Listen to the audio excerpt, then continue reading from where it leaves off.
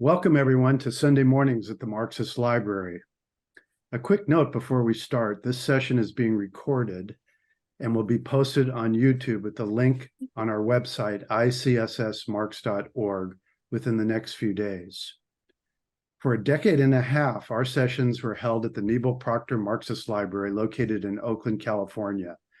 We now host our sessions on Zoom and have speakers and attendees from throughout the United States and throughout the world. My name is Alan Miller, and I will be hosting this meeting.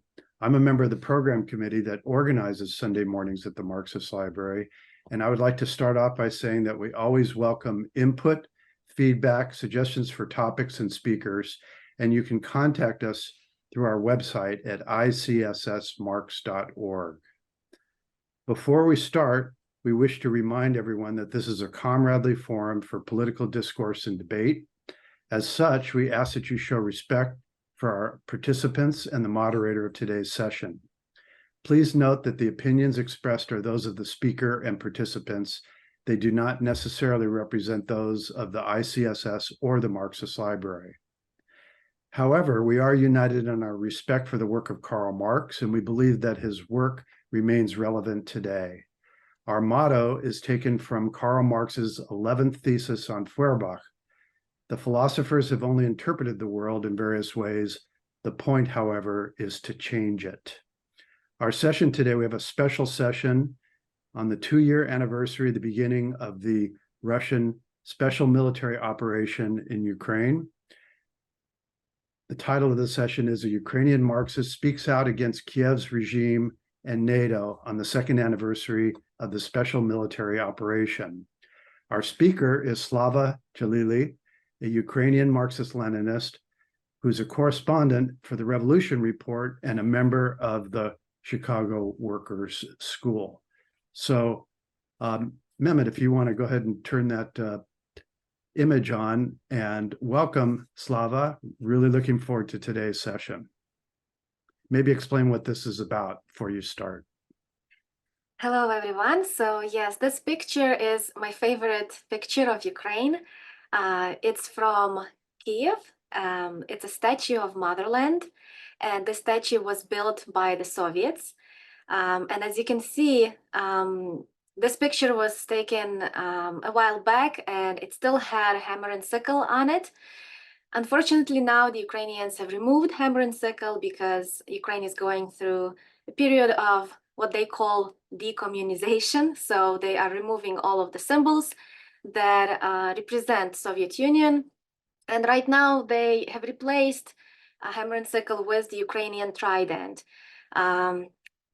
It's unfortunate, and I was upset to see it, but that's why I saved the picture of how it looked before, and I often revisit these pictures to basically get inspiration, and because I'm hoping that once in the future we will have Ukraine as a Soviet, as a communist state, not as a nationalist republic as it is right now. So that's why this picture is very important for me.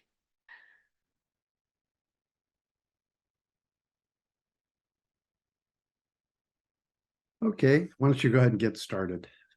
Sure. So yes, I'm a Ukrainian Marxist. My name is Slava Jalili. I was born in Ukraine, in western part of Ukraine. So my native language is Ukrainian. And then later on, I also learned Russian. And I reside now in Chicago. So I moved here 13 years ago.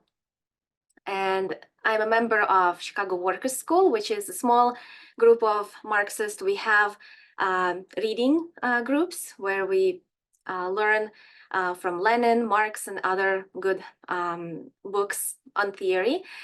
Also, I'm a correspondent at the Revolution Report.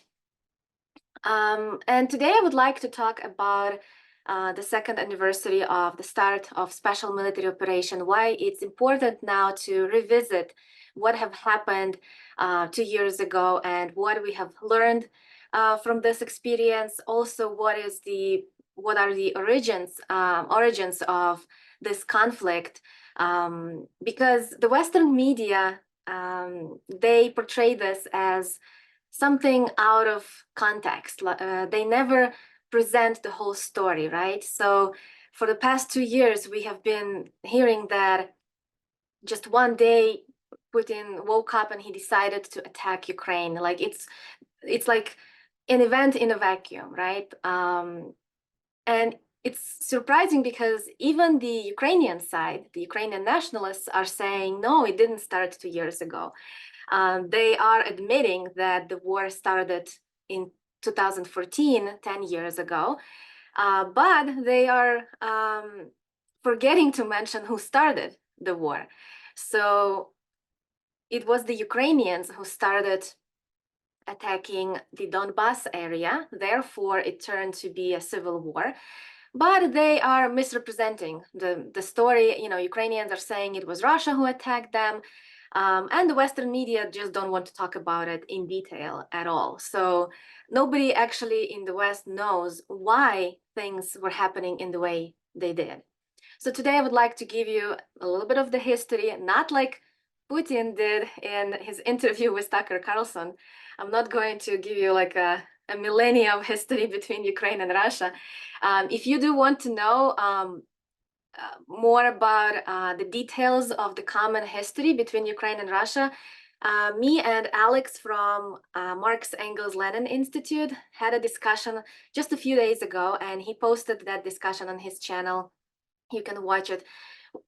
Over there, we went into detail of why Putin is wrong, like what details I disagree with him on the history, because the same way as Ukrainian nationalists interpreted the history to benefit their narrative, Putin also has his interest, you know, so he's still capitalist and he has national chauvinism. So it's important for us as Marxists to look at the history in objective way through dialectical materialism and analyze it properly with the tools that dialectical materialism is presenting us. So instead of, you know, taking this national bias, and we should look at it as Marx did in his time. So that's what I'm going to try to do today. First of all, Ukraine and Russia do share common history. There were periods of time that they went separate ways, and therefore the culture, the languages developed separately, and that's why they are different as of now. So those who say there's no such a thing as Ukraine, there's no such a thing as Ukrainian language and culture, they are wrong. There is. Ukrainians have the culture, have the language, and it's different from Russian. It may sound very similar to people who are not familiar, but they are still very different. And especially for the past 100 years, you know, the Ukrainians on the west of the country, because Western Ukraine wasn't part of Soviet Union at first from the beginning, between World War I and World War II, the western part of Ukraine was part of Poland, and therefore the nationalist, you know, this nationalist cause was developing so much as an antidote to the communism. You know, you might be familiar that fascism is a reaction to communism, right? So on the west of Ukraine, the nationalists, they not only were like strong anti-communists, they decided to collaborate with Nazis, with Hitler, just so they can win over in World War II. So they were ready to collaborate with Nazism. And unfortunately, this is like a black stain on Ukrainian history. You know, it's hard for me to, as Ukrainian, to admit that I witnessed that nationalism when I was growing up, that rewriting of history, kind of whitewashing of fascism, of Nazism. I was growing up after the Soviet Union collapsed, and therefore the new Ukrainian government, they were doing everything they could to kind of, you know, bring back those so-called heroes. So like for example, my name Slava is part of the slogan, the Nazi slogan they were using in 1930s, 1940s. Those Ukrainian Nazis, they had a slogan, Slava Ukraini, which translates as glory to Ukraine. And after that part of Ukraine became, joined Soviet Union after World War II, all of these things, the nationalist slogans and those heroes, they were, it all went into decline. So it was prohibited in Soviet Union because Soviet Union destroyed fascism, right? So it went underground, but then in 90s, it kind of started coming back in Ukraine, in the independent Ukraine, so to say. Of course, some people may think it's organic. It's like it just happens on its own, but it's not. The same way as the Western hegemon was helping those Nazis during the World War II, and then after Soviets won the war, United States took some of those Nazis and brought them into United States, into Canada. Like right now in the city I'm living in, Chicago, there's a huge, strong Ukrainian diaspora, and it was formed before World War II because there were immigrants coming from Ukrainian territories. But during World War II and after, when the United States started bringing those Nazis here, all of the diasporas started being like infiltrated by these nationalists. That's why like it's no surprise that now all the diasporas are strong. They have strong like nationalist movement, and they support what Ukrainian government is doing, and I have been supporting. So the United States were supporting those Nazis back then, and after the Soviet Union, but they were doing it like in a hidden way. It wasn't out in the open. But after the Soviet Union collapsed, they started going all out and just basically, showing support, financial support, and all of that. And that's why, like, if you remember, after the Soviet Union collapsed, all of the countries except Belarus and Russia were glorified. They were praised. Everybody in the West were saying that, oh, how good for them. They finally got their independence. Like they were praised, but Russia and Belarus were the only two who got hate, especially Russia. So Russia inherited this anti-communist hatredism that was there during Cold War, and after Soviet Union, all the anti-Soviet hatredism just switched the name. It became anti-Russian. So, they started like spreading this anti-Russian propaganda, and unfortunately, the Russian government, they didn't realize it as of from the beginning, right? Like even in his interview with Tucker Carlson, Putin was saying that at first we were like expecting that the West will take us in, and because we're one of you now, we're bourgeoisie. So they had this naive belief that the West will accept them and they will become part of this elite club, a capitalist club. It took them a while to realize that it's not going to happen, because NATO, that's the whole point of NATO, is to to have an enemy, right? And before it was Soviet Union, but after Soviet Union collapsed, they needed a new enemy. So Russia basically, became that enemy. And Putin wanted to join NATO, and that request was declined. And he didn't understood, I guess, at that time. So he was still hoping that eventually they will have this collaboration with the West. But as the time was going on, the more things were happening in Ukraine and around, in other republics, right, in other countries around Russia. I think it took Putin maybe 20 years to realize that no, it's not going to work like we were planning to. And that's when he started taking some action. So in the beginning of 2000s, in 2003, 2004, Ukraine went through what was called Orange Revolution. It was one of the many color revolutions that were happening around the world.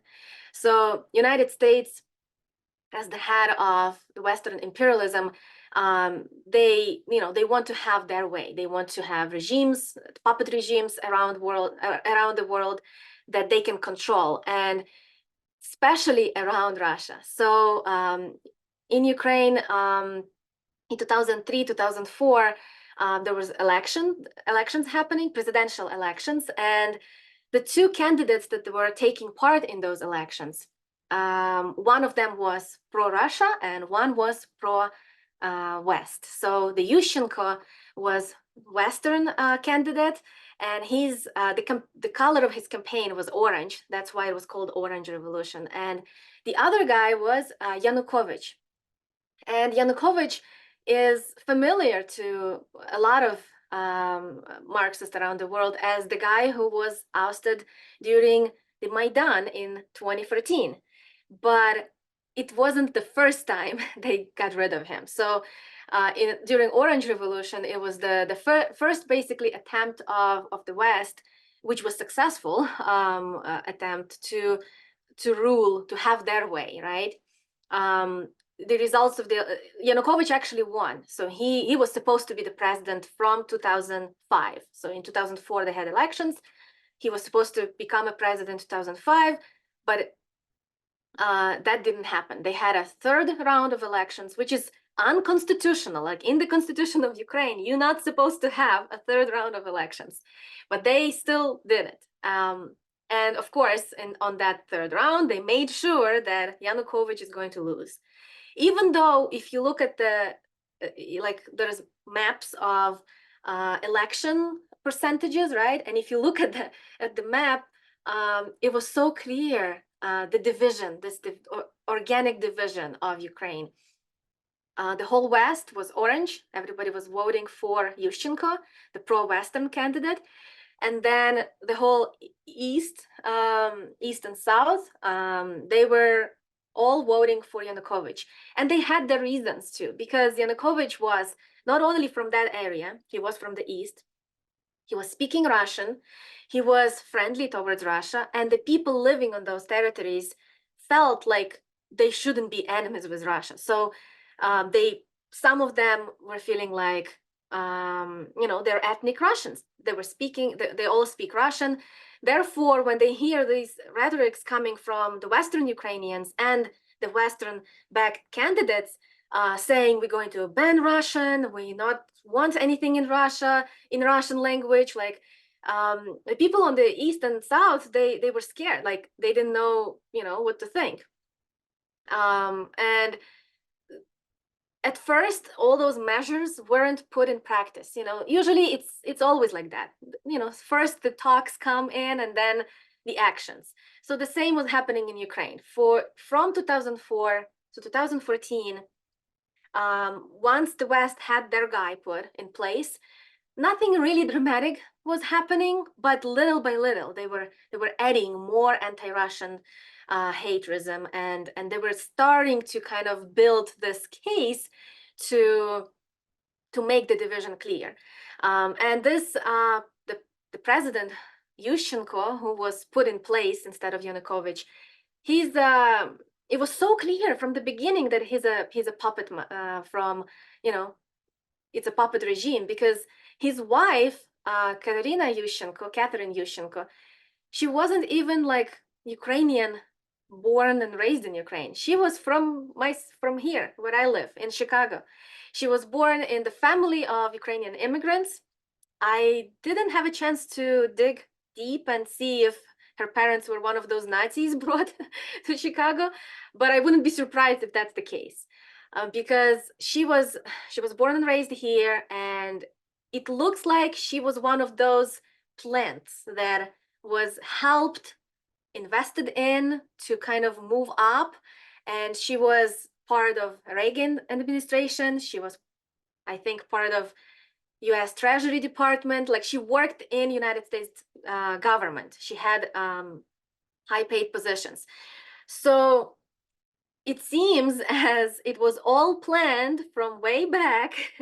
They wanted somebody like Catherine Yushchenko to be ruling over Ukraine, but she couldn't become a president because she wasn't born in Ukraine. Therefore, she had to be married with some oligarch who would be running as a, for president.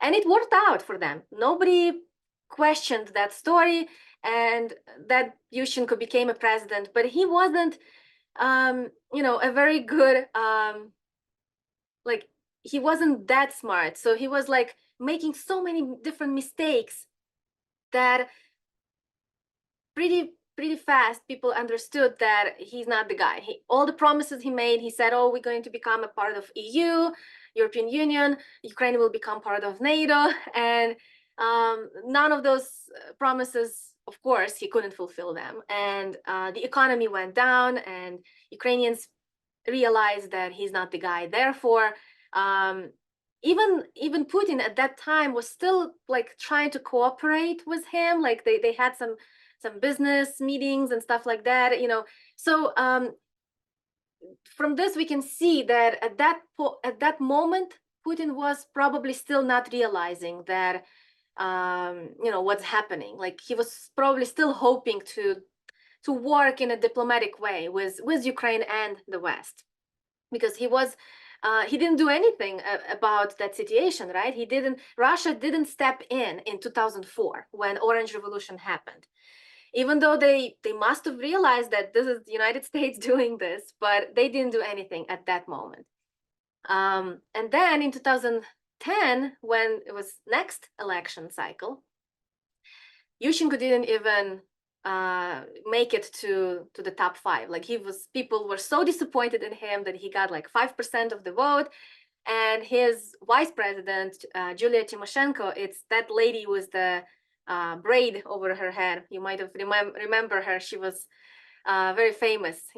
Western media were writing about her because she was supposed to be the next, the first female president of Ukraine. Like they were putting so much hope into her, but she lost. She lost badly to Yanukovych, who didn't give up. They ousted him in 2004, but he came back in 2010 and he won. And at that moment, I guess the United States didn't want to, like they weren't ready to do another so-called revolution in Ukraine, because people were so mad at the pro-Western candidate that it wasn't smart for them to foment any revolution, any uprising, right? They waited more, they waited longer, and then in 2014 they did what they did. But a little bit more about the Yushchenko presidency. Even though he wasn't that bright, even though he didn't do much for Ukrainians, he actually hurt the economy.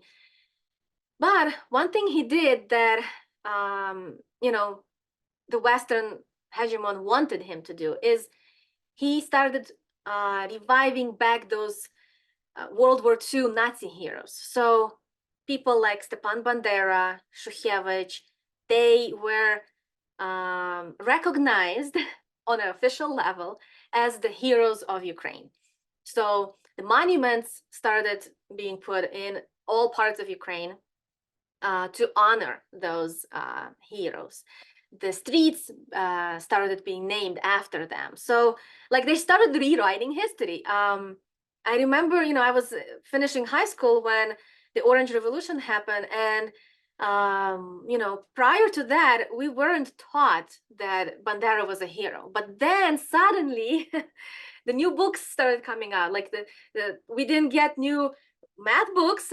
Like math is not changing, right? But history. So every year they would print new history books, and every year they would add new stuff to it. So revising history in front of our eyes, basically. So when Yanukovych came to power in 2010, he didn't, he didn't openly like start changing everything back, but that kind of stopped. The decommunization, like removal of Lenin statues, stopped for a while when Yanukovych was in power. And also, the good thing that Yanukovych did to kind of please his base, right, the Russian-speaking population, he decided to make Russian as a second official language because it was needed. Half the country basically speaks the language. So, I respect Yanukovych for doing that. Unfortunately, after he was kicked out, they took back that addition to the law, right? So the Russian stopped being second official language after the Maidan of 2014, unfortunately. And the Euromaidan of 2014 it's such an interesting phenomenon. Like I went through the Orange Revolution, so I kind of I understood that there is Western influence and all that. But I was in Ukraine, and then when the Maidan, Euromaidan was happening, I was already in the United States. And I remember watching the original protests, the peaceful demonstrations that were happening. And I thought, I was starting to kind of gain my political consciousness. And I was like, it could be organic. Like at first, you wouldn't know because people had legitimate grievances. Yanukovych wasn't a saint. He was pro-Russia, but he was still corrupt. And people had all reasons to go out on the streets and protest. And it always, not always, but it usually happens like that. Something organic starts happening, and then it gets co-opted. Then the NGOs start coming, and then the USAID start coming, and NED, and all these alphabet organizations sponsored by United States imperialism. So at first, when the reason for the demonstrations was the fact that Yanukovych didn't want to go with EU and IMF. So he had to make the decision, which was detrimental to his political career. Ukraine was in such a poor economic condition that they had to take a loan, some sort of a loan. And there were two possibilities for him, right? The IMF loan, which came with a ton of conditions. If he would go with IMF, he would have to cut pensions, cut all kinds of, welfare things in Ukraine. So that wouldn't be good for him as a president, right?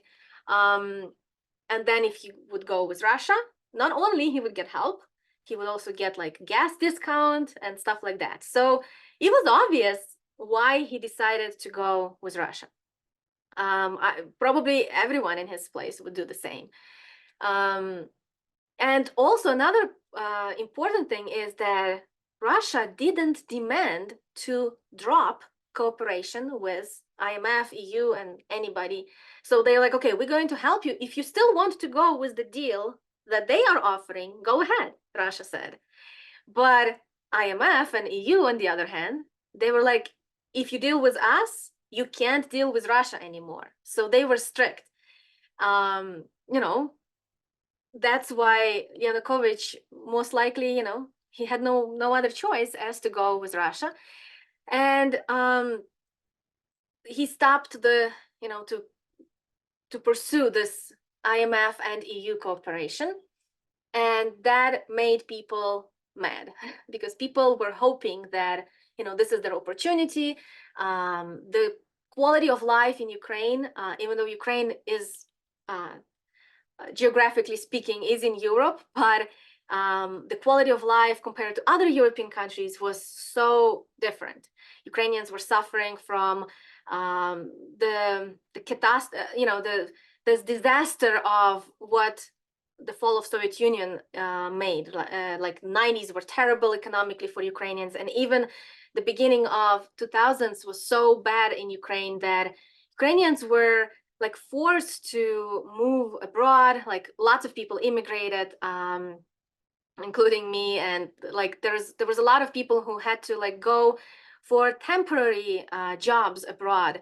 Like they would go to Italy, to Poland, to Germany, to anywhere they could, and they would just like make some money, come back, and support the economy, support their families at home. So Ukrainians were hoping that becoming part of EU, would help them out. But unfortunately, that's not how it happens. imperialism just promises lots of things, but in reality, it's never providing those opportunities. And Ukrainians didn't realize that they were just used like as a tool to fight Russia.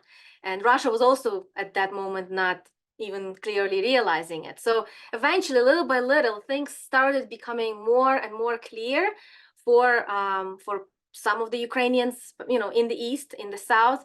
They realized that Western imperialism is not their friend, and they better orient themselves towards Russia. So when Yanukovych did, signed the deal with Russia and demonstrations had started, first on those demonstrations there were like some unions, and so it was looking as organic, but pretty quick it started being co-opted by those organizations that the United States had been training for years. So you might have heard of Azov Battalion. It's really famous, right? But Azov didn't exist at that moment. They were similar. They were like Right Sector, Svoboda Party. Those neo-Nazi groups, they didn't just come from underground, like out of nowhere. They were trained and sponsored by United States after the fall of Soviet Union. So I remember when I was in school, lots of my classmates were joining these like equivalent of Boy Scout groups. It was called Plast, and they were trained. The kids would join and they would get like not military, but some sort of training. Like they would be, it was highly nationalistic. It was highly in the theme of those World War II Nazi type. And those kids grew up with that training. And now during Euromaidan, during the coup in 2014, they played a main role in overthrowing the government of Ukraine. So Right Sector, Svoboda Party, they were the main drivers, and the violence came from their side. It wasn't the people, peaceful, like union members who were protesting, and they didn't throw Molotov cocktails at police. The violence doesn't come from people. Violence always comes from these trained organizations that were placed there intentionally to create chaos. Therefore, they were successful. They overthrew Yanukovych government. Yanukovych had to basically flee. He had to run to Russia. Otherwise, they would have either burned him alive or something else, because they were so determined to get rid of his government. And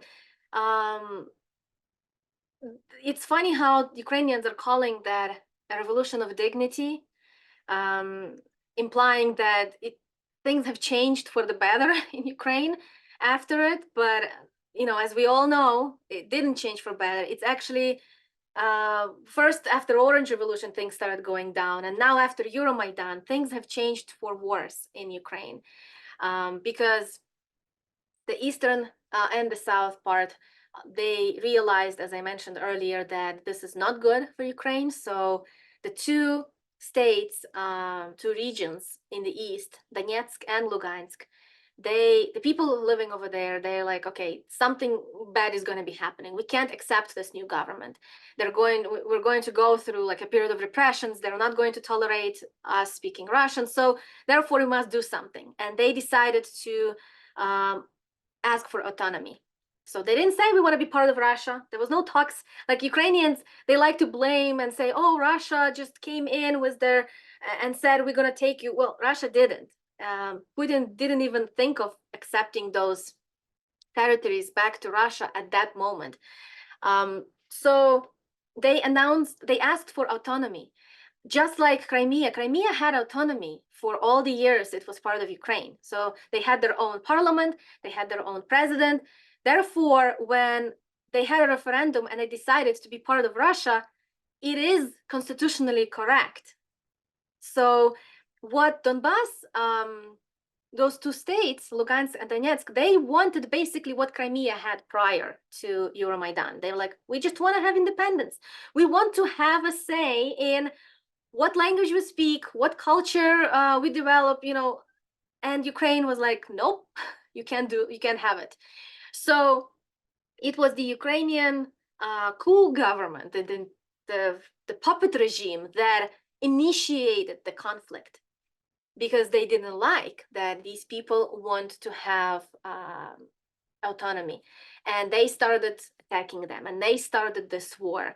And along with that war on Donbass came the wave of nationalism, nationalist repressions, not just in the East. For the East, they declared war. They declared it anti-terrorist operation. So they basically called them terrorists.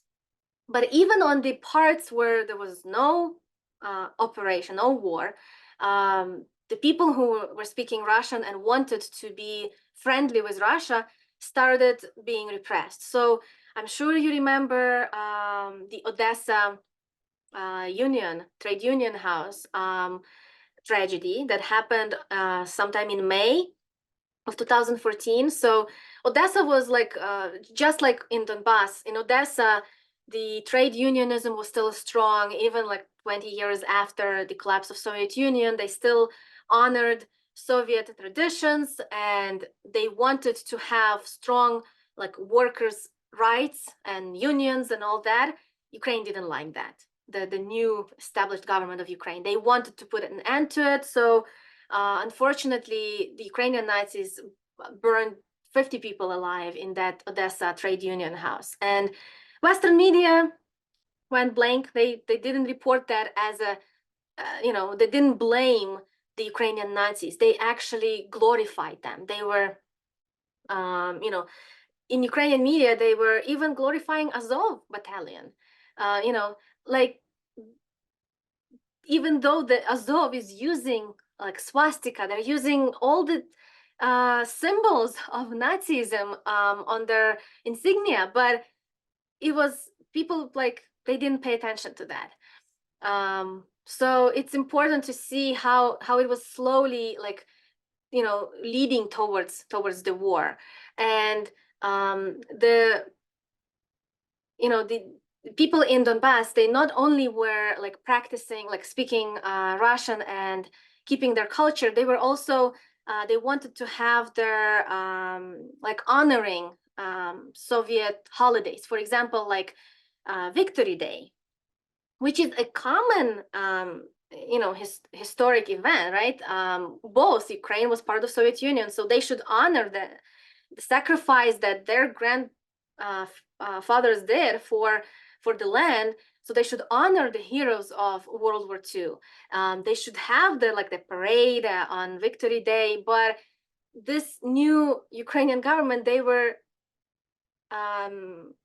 bringing back the Nazi collaborators and honoring them. So when in Odessa and Donbass, people would go on Victory Day parade and honor Soviet heroes and wear St. George's ribbon on, then the Nazis would attack them and they would rip the ribbons off of them, and they would be, doing all these things. So it was clear, I guess, at that point, between 2014 and 2022, it was clear for the Russian government, for Putin, that it's time to step up.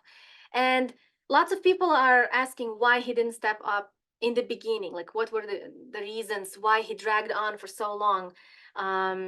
And we don't know for sure, but on one side we know that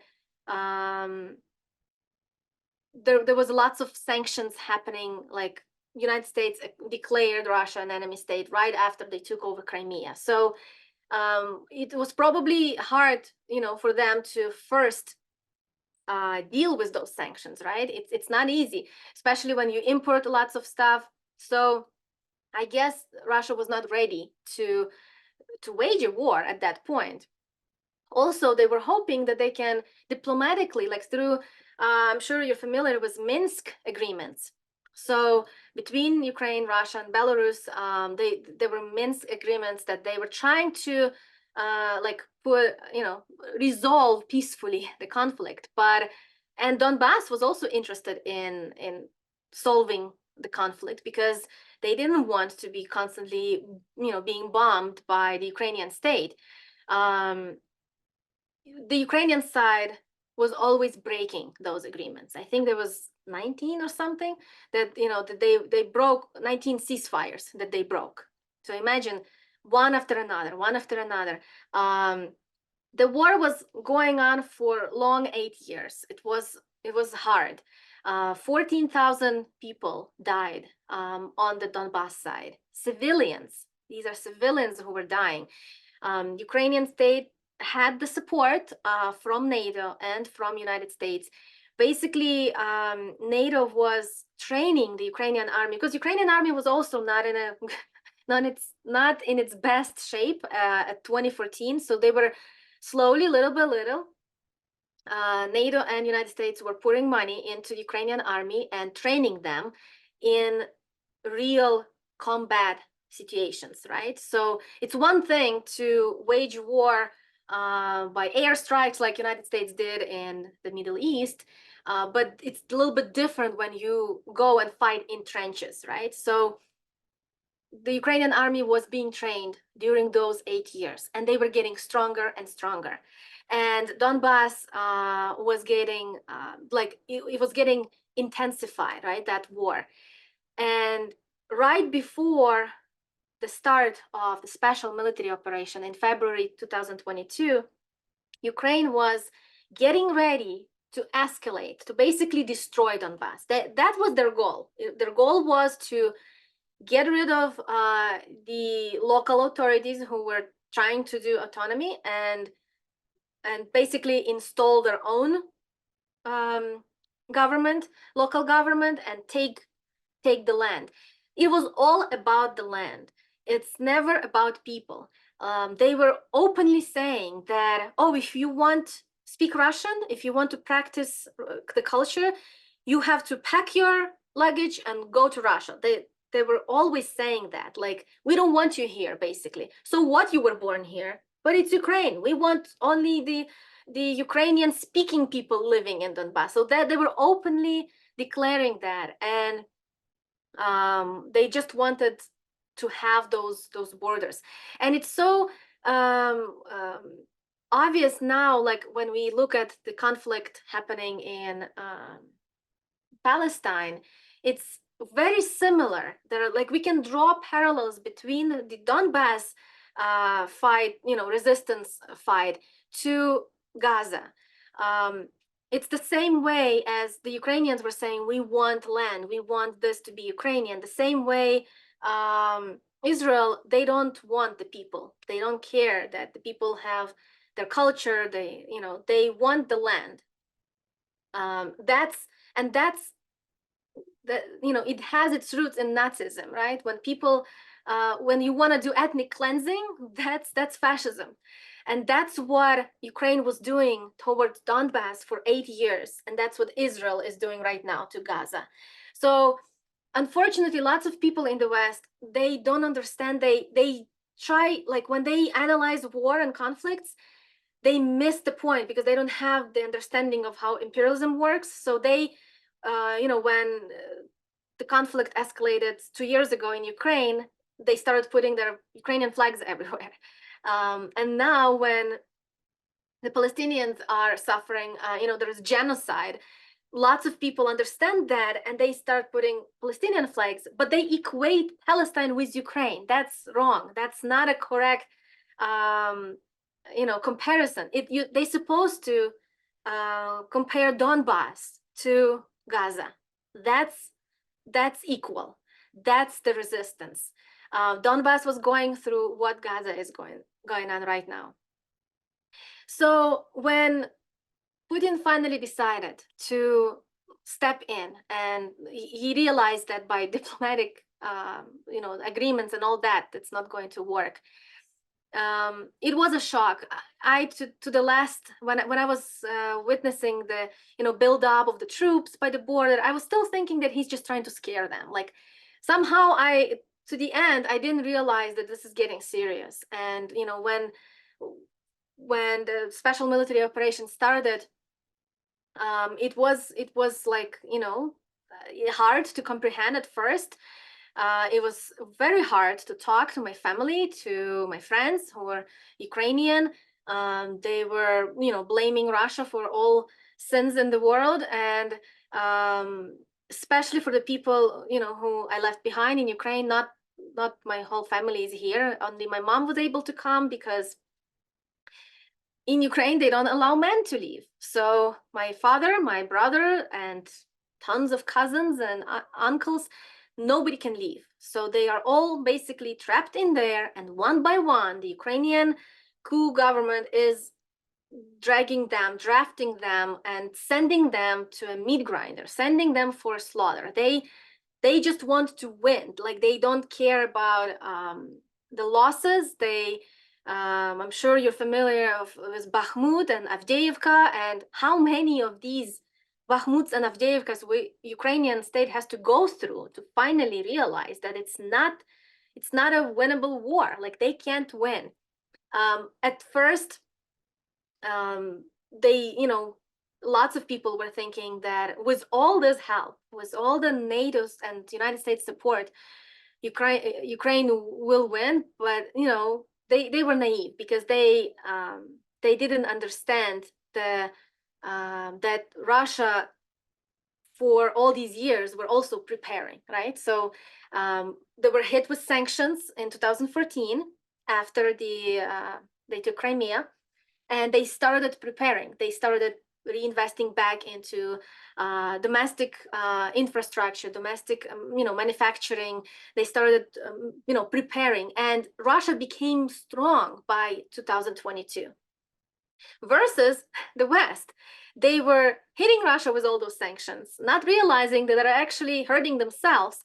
And after 2022, they escalated. They went even further with the sanctions, not realizing that Russia has, gas and all of that. So they were going against their own interest.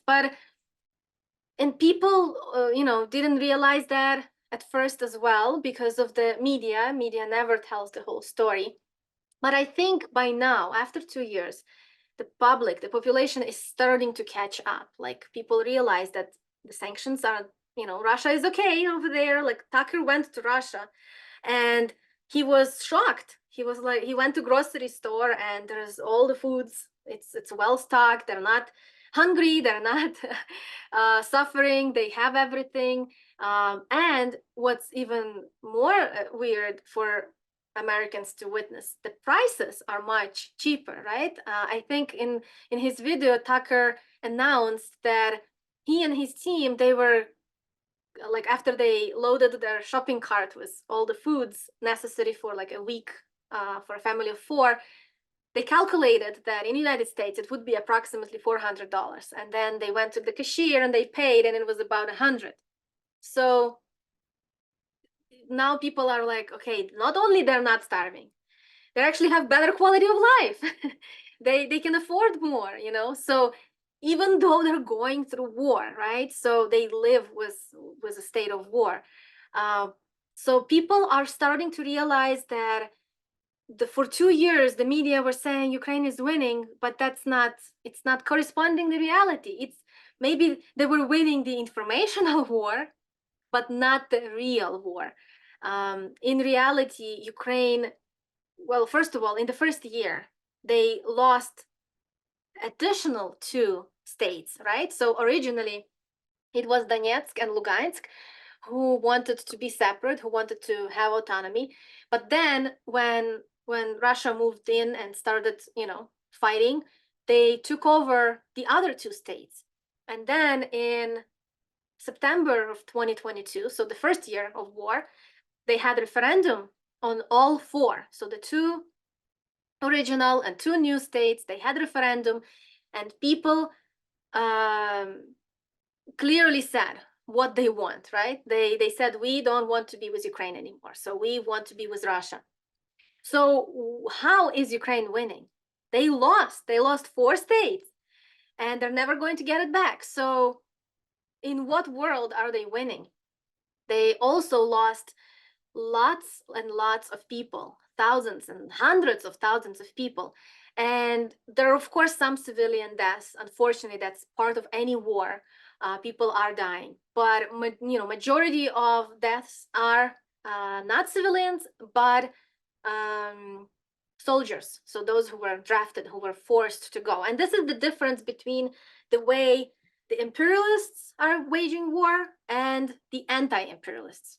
So if we compare how United States were, when they would go in Afghanistan or Syria, and they would carpet bomb the whole cities. They wouldn't care about civilians, not civil, everybody would die, right? In Gaza right now, there's, civilians are dying, majority, are the civilians. And then when we look at how the anti-imperialists, so Russia, who assumed the role of being anti-imperialist, willingly or not, they did take that role, right? The way they wage war, they target strike the military objects, the infrastructure that's supporting the production of military stuff. So, where the NATO stocks are being held, right? Those places are targeted by Russian airstrikes. And the only civilians, they wage this old-fashioned war. Like the last time we've seen that was in World War II, when people would be on both sides. They would be digging trenches and fighting soldier to soldier. So it's very different from what we're used to witness, right? And it's like we should give credit to Russia for the fact that they are doing it in this way. Like I remember there was some statistics on like children deaths. I think in 2 years of war in Ukraine, there was like 500 children who died. And then with Israel and Gaza, it's like in a month, it went over that number, right? So that's the difference we can witness. And we should explain this to people. We should spread the word and teach people so they understand how bad imperialism is and how it is using these puppet regimes, puppet states to pursue, to force their agenda, and how they don't care about civilians, how they will do anything it takes to, they can sacrifice. It's kind of like, a game of chess, right? They don't care about pawns. They will sacrifice them. And Russia, even though they are a capitalist state, even though Putin constantly throws his anti-communist jabs whenever he talks, but they assumed the role of being an anti-imperialist. And we have witnessed in the past 10 years, right, the development of this multipolar world where the anti-imperialists are joining together and putting their efforts together, joint efforts to fight the imperialism.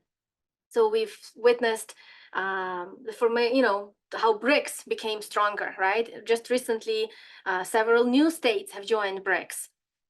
Also, there is Shanghai Cooperation Organization, and we can also see how the empire is reacting to what's happening in the multipolar world. So like I want to step a little bit from Ukraine just to give an example that Ukraine is not unique. It's not like that's the only thing that happened.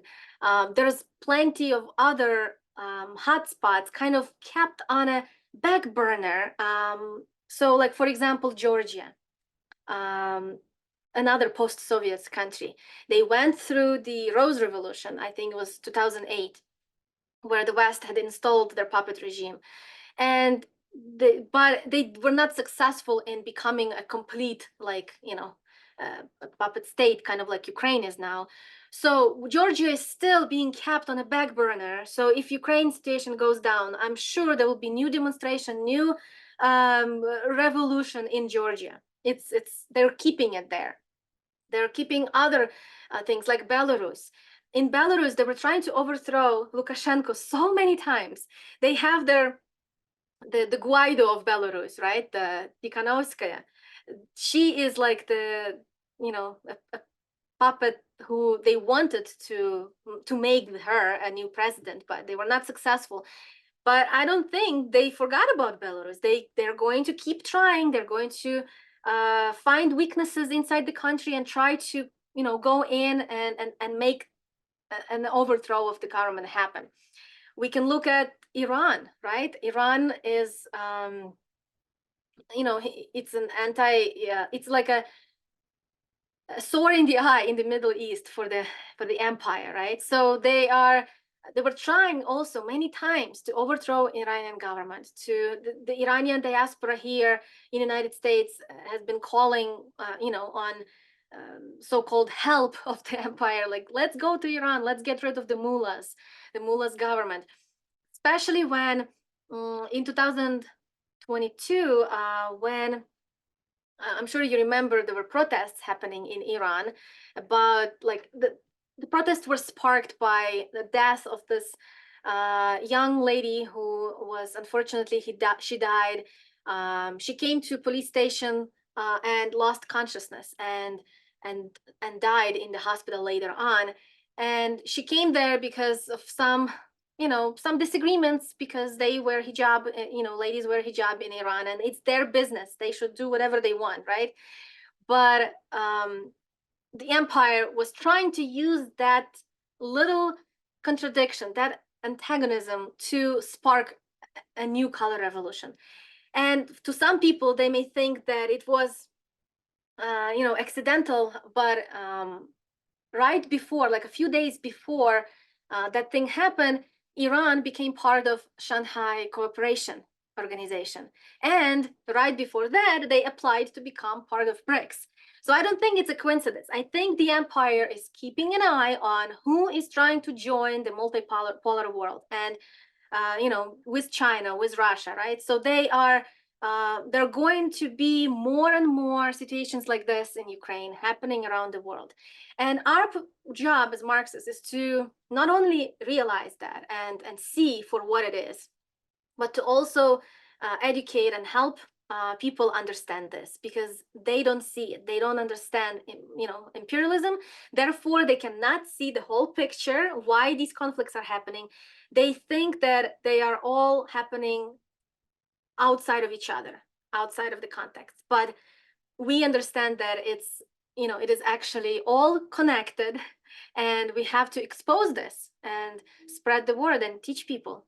That's basically what I wanted to say today, and I'm open for any questions that you might have for me. Thank you, Slava. 11:30, right on the dot. So very good. We're going to take a short break for announcements, if you'll bear with me. We have some very interesting and important sessions coming up. Next week on February 25th, we're going to have Andrew Feinstein, who is a South African born member of the ANC, who was involved in the anti-South African apartheid struggle, now based in London, is going to be talking about apartheid in South Africa and in Israel, Palestine, and talking about the fight against apartheid. I don't know, I've seen him speak before, and he presents a very dramatic case for saying that apartheid in Israel is actually worse than the apartheid in South Africa. And having lived through it and experienced it is quite a moving presentation. So come back next week for that. Then on March 3rd, we are going to have a session. Let's see, I just move this. How the world order is shifting. It's basically on BRICS or NATO.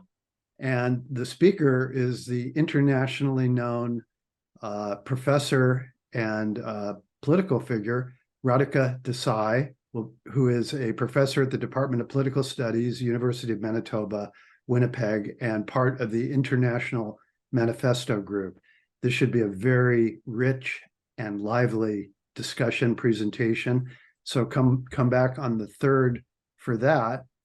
Then on the 10th, we're going to have Jose Luis Granados Ceja, who is a part of an organization, the Mexico Solidarity Project. He's going to be talking about the situation in the political situation in Mexico, which, by the way, just this past month surpassed China as the #1 trading partner to the United States. The United States is very deeply interested and involved in what's going on in Mexico. And Jose Ceja will be speaking about the situation in Mexico. If you are interested in attending any of our sessions, you should go to our website, ICSSmarx.org. When you visit the site on the homepage, a little box will open up, which allows you to put in your name and email address, and you can sign up to receive email notifications for all of our sessions. You can also watch videos of past sessions going back quite a few years now. We have sessions on all kinds of issues, everything from labor struggles here in the United States to what's going on in Korea and Ukraine and so forth. So definitely, if you want to check out some of the past programs, you can there. If you wish to contact us, there's also a contact form. And if you fill that out, you can send us a message. We're always looking for suggestions for speakers and topics that you'd be interested in. So please do sign up. Please do attend. This is, as you can tell from today's presentation, this is a source of alternative information that you just don't get in the mainstream capitalist media. So thank you very much. So I just looked up at the participants list, and we now have, I don't know how many hands raised, 5 hands raised for questions. What we're going to do now is, if you have questions, go down to the reactions button on the lower right-hand part of your screen and raise your hand, and we will call on you. We're going to ask participants to please limit your questions or comments to about 2 minutes. And I think, Mehmet, can you do the timing on that? And we'll then give a chance to Slava to respond. And we'll try to get everybody in. We're going to cut off the hand raising towards the end. So we want to try to wrap up as close as we can to 12:30 Pacific time as possible. So I'm going to start. Boy, I didn't see how the hands went up. So, oh my gosh, bear with me. Let me start with Janet. If you would unmute yourself and ask your question, Janet.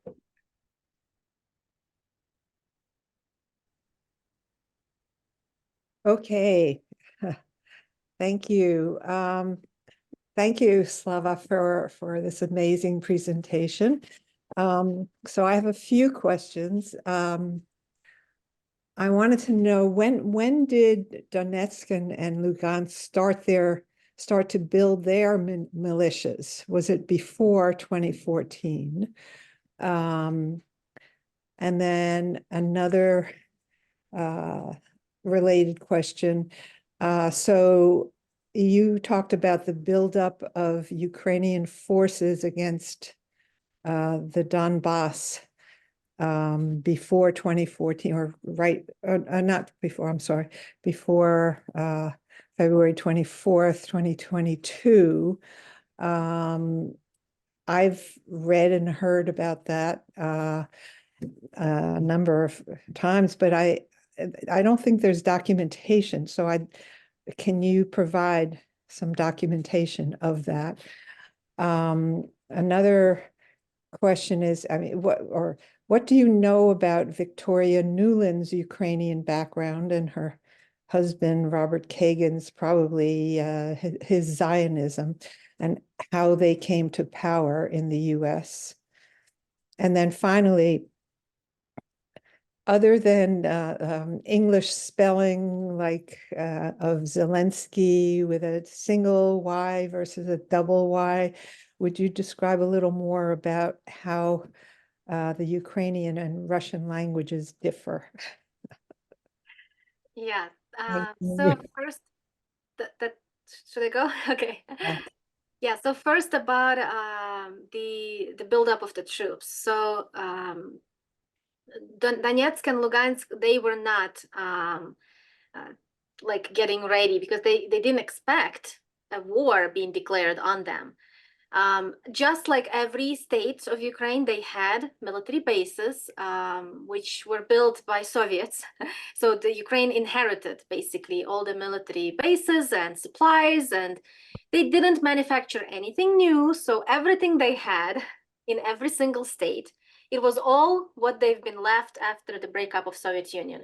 Donetsk and Luhansk were no exception. So they also had some stock of military supplies, and their bases were active. Therefore, when the war was declared on them, when Ukraine went with tanks and started bombing these two states, they started utilizing their their supplies, and they started mobilizing people, and majority of those who were mobilized and started fighting were the people who had some military training. So before the Soviet Union collapsed, they went through a Soviet-Afghan war, and because the people who, the veterans of World War II were basically, older, they couldn't fight, right? So the only people who were like veterans, they had experience, were the Afghan veterans.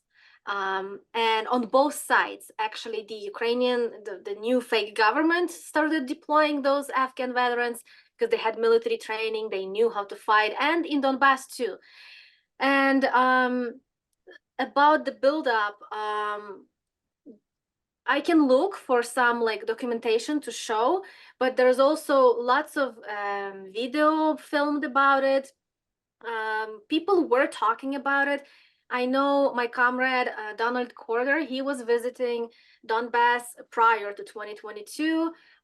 He lives and works in Russia, and he was sent to Donbass to do reports, and he was filming and witnessing how the conflict was getting more and more bigger and bigger. So the escalation was happening, and the bombings of Donbass and Luhansk were getting bigger and bigger. So we have a documentary on that. It's called 8 Years Before. If you're interested, you can look it up.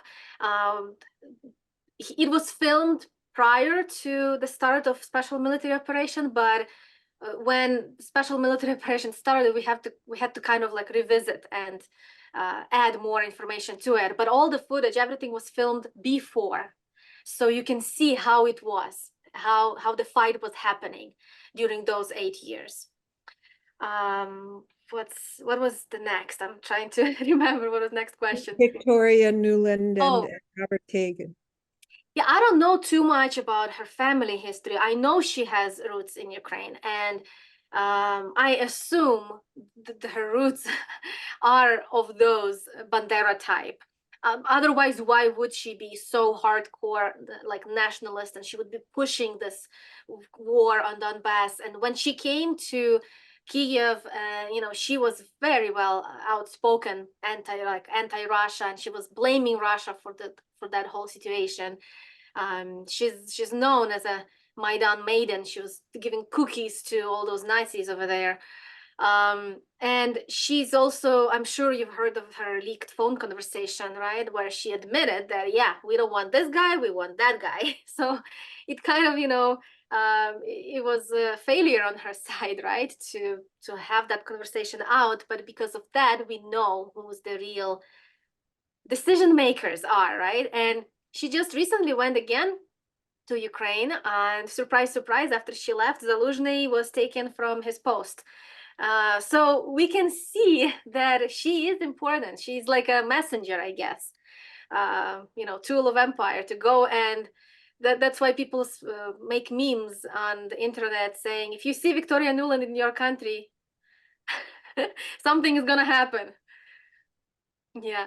As far as the language differences, so yes, the Ukrainian version is with 2Y in the end, and the Russian is with 1, because in Ukrainian his name sounds as Zelensky, That's why you need two Y's, but in Russian it's Zelensky, so just one.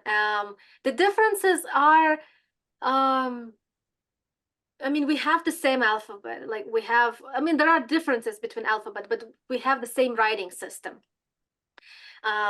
Polish is different, so they use Latin for writing, and Ukrainian, statistically speaking, is not the closest to Russian language. Actually, it's the closest to Belarusian, and then there is Serbian, and then there is Slovak, and all of those. I think Polish is like around 70 or 80%, and the similarity between Ukrainian and Russian is 66%.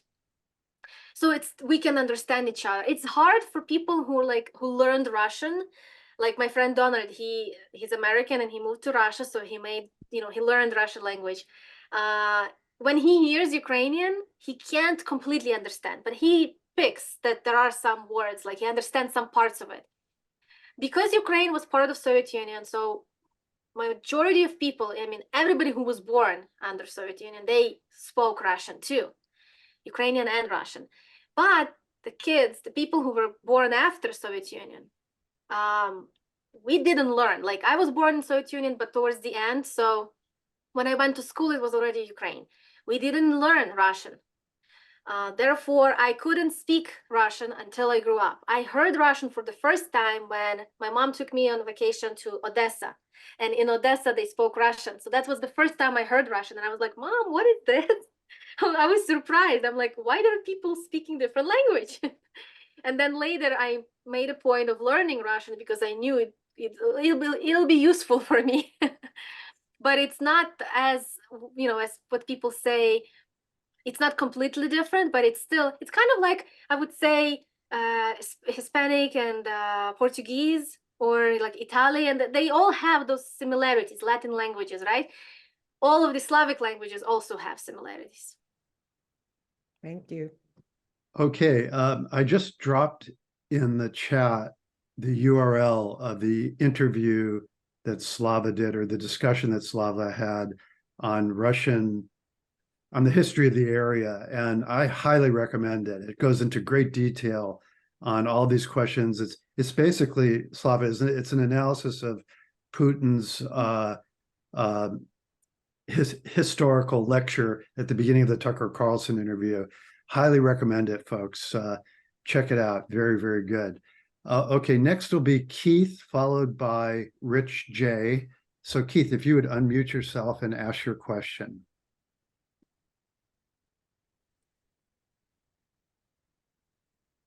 Can you hear me? Yeah, we can hear you. Okay, well, first, what I want to know is who was behind Zelensky initially, and why were they behind him, and what happened to him? As I recall, he ran as a peace candidate, and he also actually did attempt to stop some of the fighting, and he was defied by Azov Battalion and people like that. That's what I understand. So does he actually operate under his own power, or is he under control of secret police or bodyguards or military? Yeah, Zelensky, he was an actor and comedian, so he didn't have any political education. But he was, people loved him. He was a great comedian. I wish he would still be a comedian because I enjoyed his shows. His skits were great, and he went to Russia multiple times. Putin have been laughing to his jokes for many, many years. So his native language is Russian. His background is Jewish. He is from the eastern part where people predominantly speak Russian. And his whole life, he was doing all of his jokes, all of the movies, everything was in Russian language. And it all started with one series where he played a role of a president. It's called Servant of the People.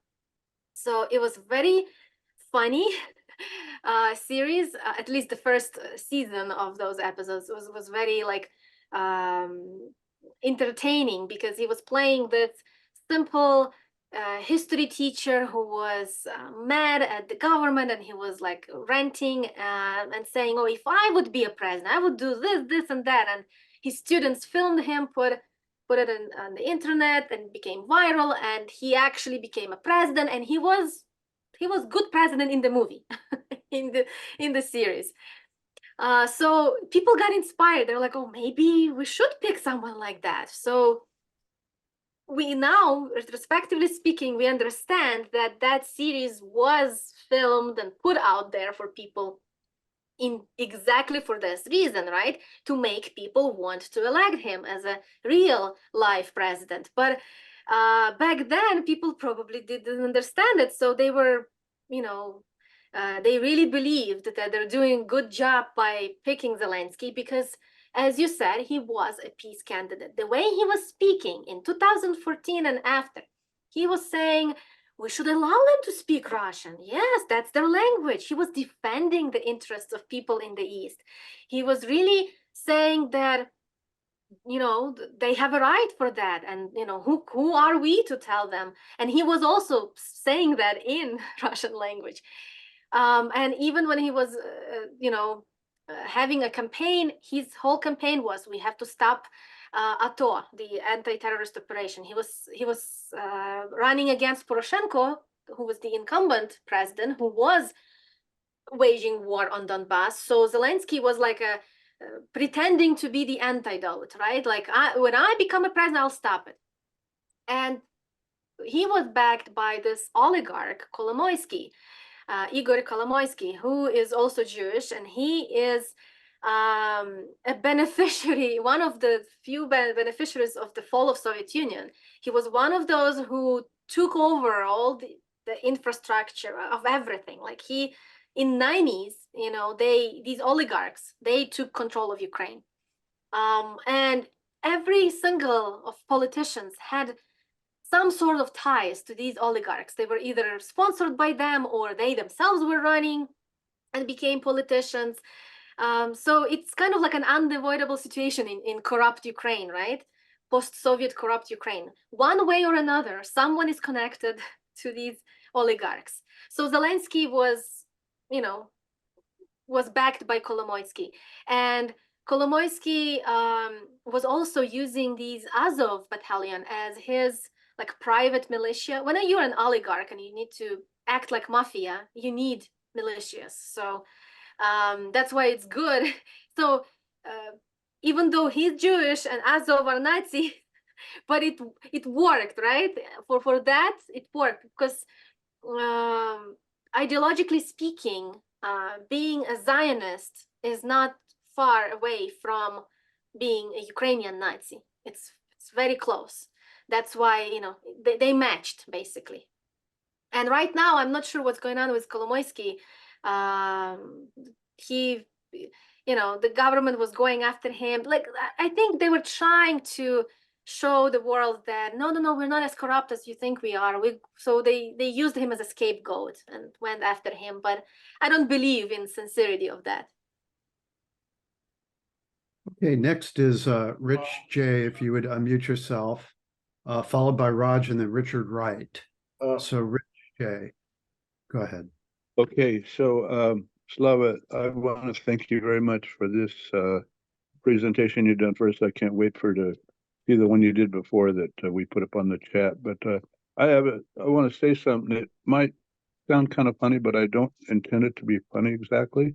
I think it's real for me. I'm going to say that you fall between, not between, what's the right word? Yeah, sort of. So Tucker Carlson's interview with Putin, I watched that. It was fascinating. I've never heard, up to today, I had never heard anybody critique him. I've heard a lot of people say they just don't like that kind of stuff, but don't agree. But to actually critique him, yeah, Putin, and then the other person I want to say is Scott Ritter, who's been one of my best sources for information about what's going on in Ukraine because he was military, and he's very interesting. But you outshine them both. I have to say, just hands down. They can't touch you. They don't have the credibility. They don't have the clarity, the analysis. I'm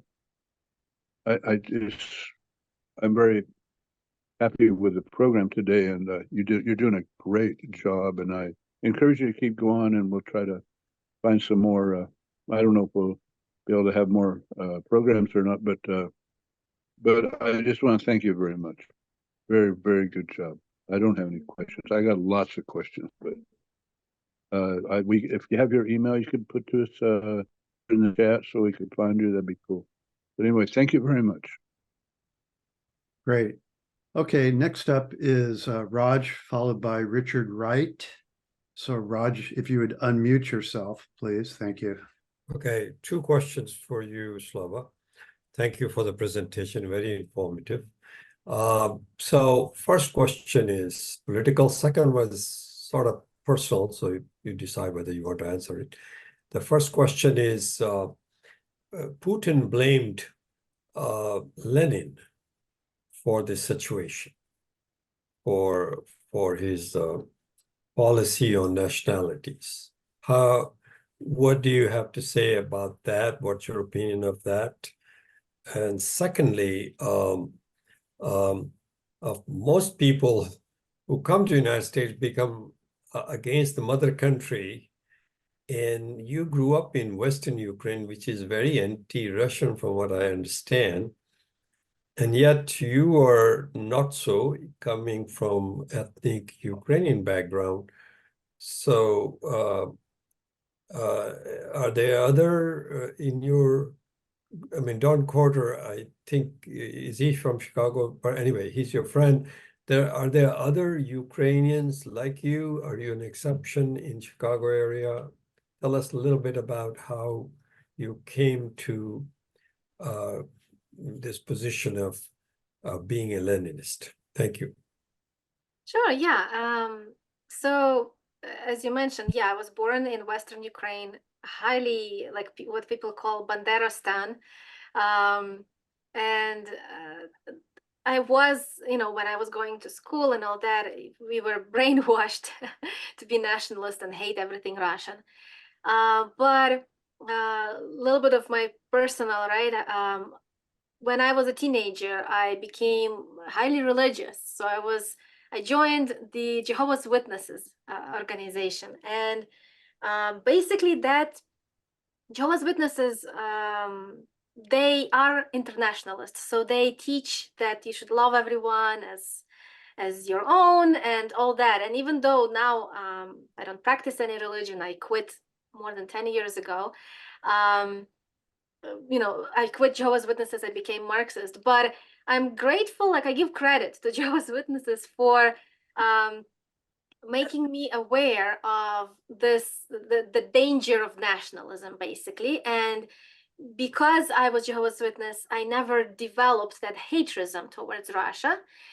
It actually made me want to look into it and see why people are complaining about Soviet Union. Why are they so anti-communist? And the more I started looking into it, the more I realized, well, that's what I want. That's what I agree with. And I was like, why did it collapse? Like, I wish Soviet Union was still here. And so that led towards me, becoming a Marxist. And when I hear Putin criticizing Lenin and saying, these all anti-communist stuff, we have to understand where he's coming from. He's coming from the end of he was born and raised towards the end of Soviet Union, where it wasn't real socialism anymore. It was this revisionist thing, and it was heading towards collapse. So it was very highly, everybody who would move up were highly opportunistic, right? So Putin is one of those. They didn't have a real Marxist training anymore, unfortunately, right? So therefore, after the collapse, they were, as I said in my presentation, they were struggling with this. The anti-Soviet became anti-Russian, right? So they were trying to disassociate themselves from the Soviet Union, and they were like trying to blame the Soviet Union for everything. And that's why I think he's now trying to blame Lenin for the national question, right? I disagree with Putin, and in that conversation with Alex from Marx Engels Lenin Institute, I pointed out the reasons Why? Well, one of them is, I think it's the Bolsheviks were correct in allowing people to practice whatever language and culture they want, because they came after the time of like before the revolution, right? The Russian Empire. Putin forgot to mention it. He was blaming Poland for oppressing the Ukrainians, but the Russian Empire was doing just the same. Like Ukrainians couldn't speak the language, they couldn't do any of that, publish and stuff like that. So when the Bolsheviks came, they had to prevent the future nationalist, revolts. Therefore, you have to allow people speak their language. And I agree with that. I think that approach is correct. Putin, he wants to use that as, in order to justify the special military operation, but I think it's so unnecessary. There is enough reasons for special military operation. You don't have to touch that national question. And why on earth does Putin need to defend Russian Empire, the Tsarist Empire? It was a different country. It was way before us, so we don't have to do that. Just like I don't have to defend the Bandera, right? I can criticize that same Putin, but he picked a different approach, and hopefully eventually he'll understand it. Thank you. Okay, Richard Wright, followed by Roger and then Anel. And those of you who've been on the stack, please be patient. It keeps growing as we're choosing people. So please hang on, we'll get to you. So Richard Wright, please unmute yourself and ask your question. Followed by Roger. Доброе утро. I wanted to wish you whatever, доброе утро, добрый день. Over here, we get the impression that the Ukraine people are solidly behind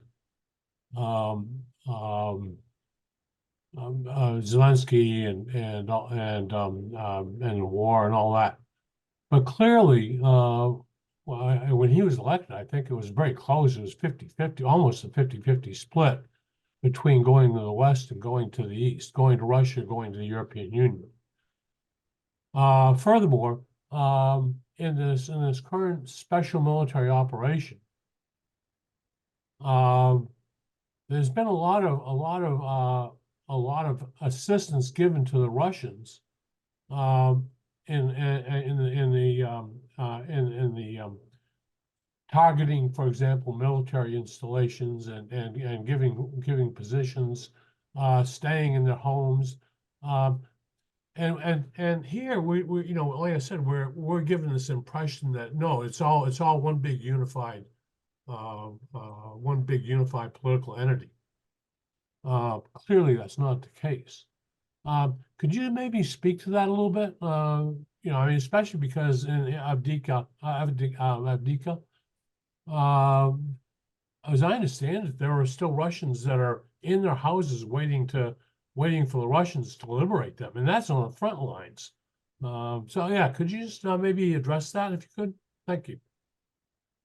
Yes, the Western media will, of course, for known reasons, they would make it look like, everybody's pro Ukraine, but no, there is lots of people in Ukraine, not only on the south and east, that support Russia, but there are some people even in the West, and there were lots of people who got in trouble for helping Russians, as you said. They would help with strikes, giving the positions and directions, right?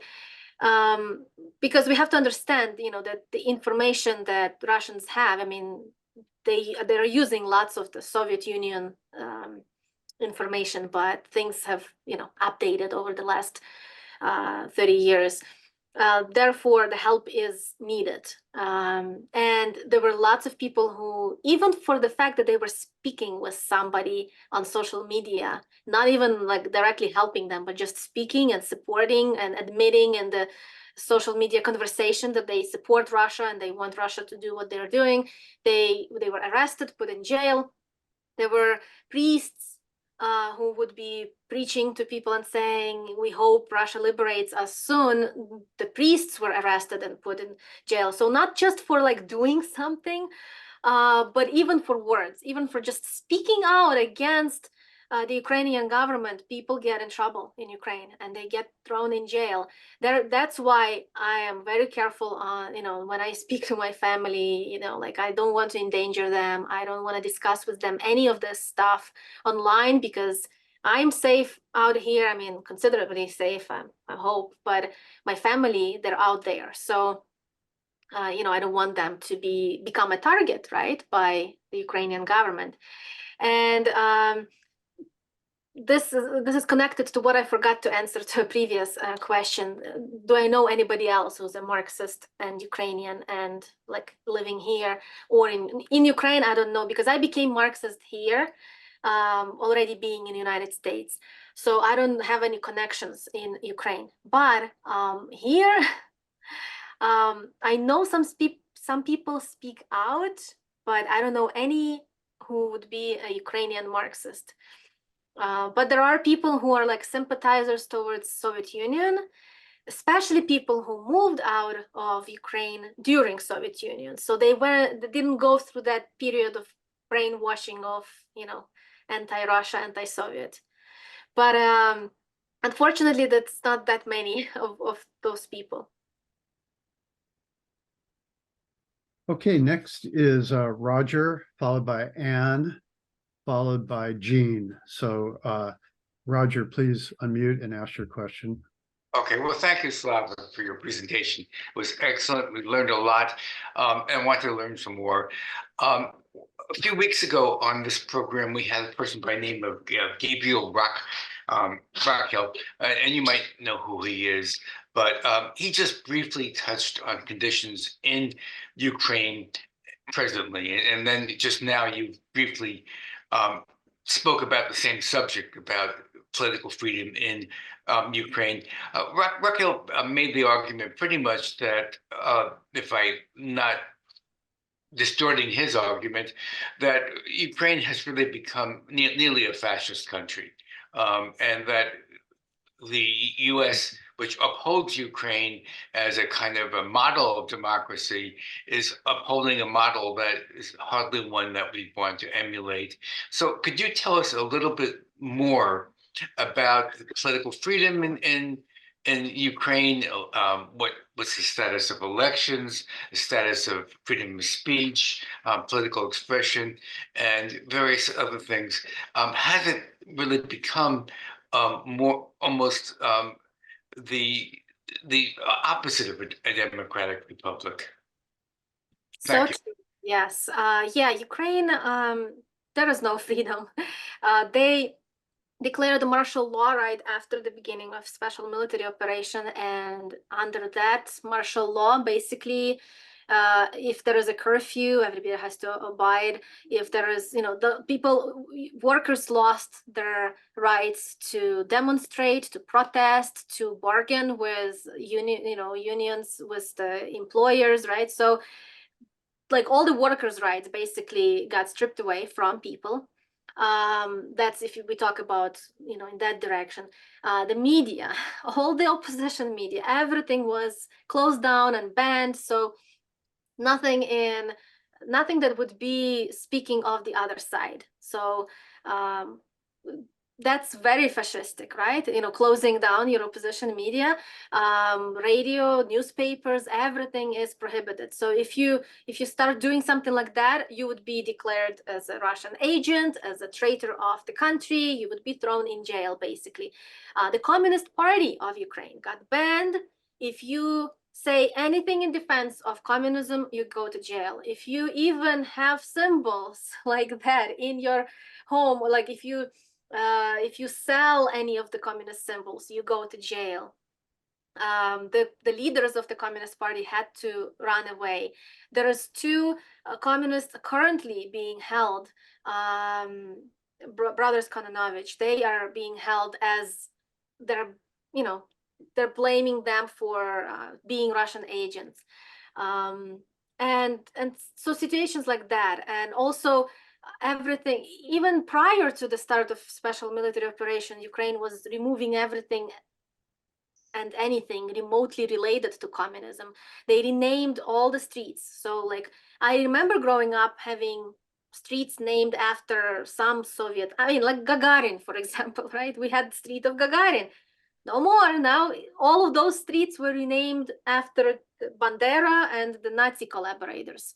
So they switched.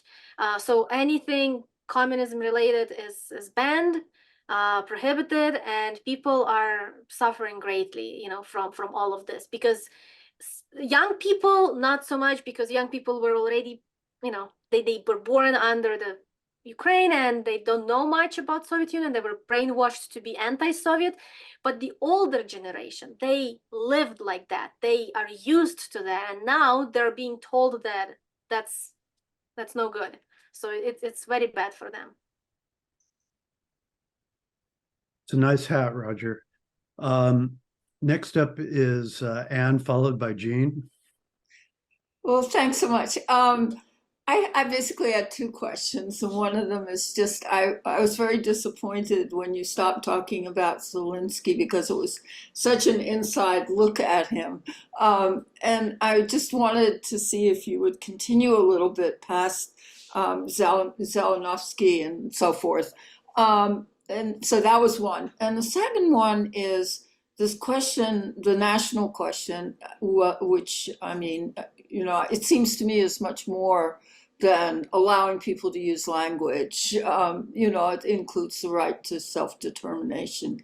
And I'm not, you know, and secession and all kinds of things. Now, I'm not saying that, I'm just wondering how you deal with that contradiction, because I think that's one of the things that's being thrown at us as Marxists. And it sounds to me like you're saying that Ukraine is actually multinational, and it really isn't a nation in itself. But I just wanted clarification on that. Yeah, so a little bit more about Zelensky. I always joked to people that I say, why do you think he wears green outfit all the time? Because his name means green. The name in Ukrainian means green. I know that's not why he chose it. It's because he wants to look like he's military. But yeah, so that's one funny side track. But Zelensky, I forgot to mention when I was talking about him and how he came to power, that yes, after he got to power, he was not taken serious by the military, right? So when he would go to the front lines and he would try to do something and talk, he was being put down so much. Everybody would just call him a clown, and they would, you know, the military commanders, they would make fun of him. They would say, go play piano, go, you know, go do all this stuff. Like, they would be just humiliating him all the time. So I think the reason why he took such a sharp turn, and from the peace candidate, of course, there was external factors, you know, financing and all that. But besides that, because he was so humiliated and he had to prove himself, you know, and it's usually the people who have to prove themselves in gangs or any other stuff, right? They become the most ruthless, the most crazy. And that's, I think, what happened with him. He suddenly started acting so bad, like he, you know, because he was trying to prove to those Azov guys that he's worthy of something.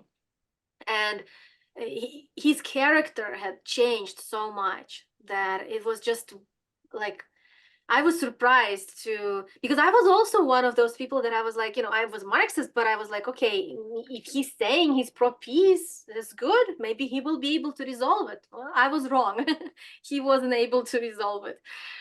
And, you know, Zelensky is still somewhat, like, there are still lots of people who they criticize him, like, because he got 73% of vote, which is a lot. I'm not sure how valid those results are coming from Ukraine, but I mean, even in our country, right? We can't completely just accept the bourgeoisie elections. So we don't know if we can trust them. But the there were lots of people, majority of people were supporting Zelensky, and they still do. They say, oh yeah, he did many mistakes, but who wouldn't? So they try to kind of forgive him for his mistakes. But the people, there is still strong opposition to Zelensky of those who are the supporters of Poroshenko, the previous president of Ukraine. And they are even more like nationalistic than, they're saying that Zelensky is not doing enough. So he did so much crazy stuff to prove himself, but there are still people who are saying not enough, he should do more, he should be even more ruthless. And yeah, that's about Zelensky. And what was the second question? I'm sorry. You're muted, Anne. Yeah, it was about this national question, Oh, and national. more than language. Yeah. National question is, yes, it's a very deep topic that it's hard to answer was a little bit of, but I tend to agree with Stalin. Stalin wrote a great book on it. It's called Marxism as a Nation and the National Question. And looking into it, you can see what are like definitions, like how can we call a nation, right? What are the requirements to call a nation? It has to be, first of all, I don't remember all of them, but I know one of them was the question. One of them was the territory, right? The common shared territory. And Ukraine, I would say that as modern Ukraine, yes, it's an artificial state, just like Israel is. Because it was it was put together, and it's not to go against the Bolsheviks, to say, they did it wrong. There were reasons for why they put together, Ukraine became, first of all, they didn't think it would make any difference because they were assuming that these republics, all of the Soviet republics, will live in peace and harmony, and each of them would be speaking their own language, but together they would have something to unify them. And nobody was planning back then that there will be problems in the future, right? Also, when the western part of Ukraine that became part of Soviet Union after World War II, that's one thing that kind of threw it out of control, because the rest of Ukraine was accepting the Soviet Union. They wanted to speak Russian and all that, like there was no issues. But this western part where the nationalism was so strong, that's the people who had different mentality. And I think now it's easy to say maybe they shouldn't have been together, but who am I to tell? Right? I think ideally speaking, because the people of the Western Ukraine are so different from the rest, they should have a separate country. So in my ideal world, I would think that the Western Ukraine should be the real Ukraine. And then the South, the Black Sea region and the East should belong to Russia. But how it will pan out, what will happen, we don't know. There are people who are saying, oh, the Lvov region should go to Poland, and the southwest part should go one to Hungary, one to Romania. But I don't know. That's a question for those countries, for those people to decide.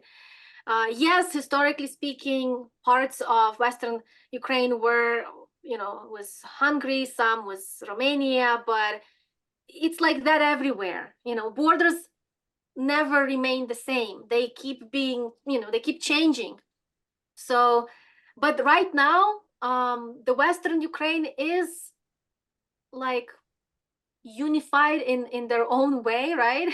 I don't like that nationalist way, but they are together. They are like one. So if anything, they should be a separate country.